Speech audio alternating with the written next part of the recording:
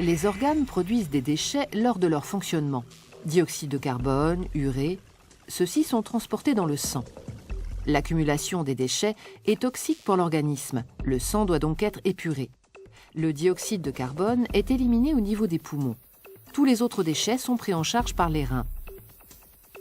Les 5 litres de sang de notre corps passent 36 fois par jour dans les reins. Cela représente 180 litres de sang qui y transitent chaque jour. Lorsque le sang entre dans les reins, il est chargé d'impuretés. Celles-ci sont d'abord filtrées avant d'être évacuées dans l'urine. La filtration de ces déchets se déroule au niveau des néphrons.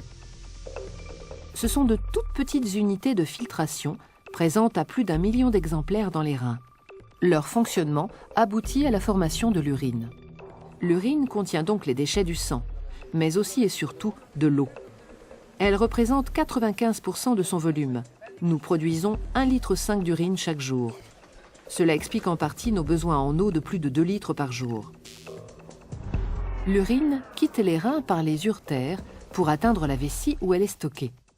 Lorsque le volume d'urine dans la vessie dépasse 200 ml, sa paroi se dilate, ce qui entraîne l'envie d'uriner.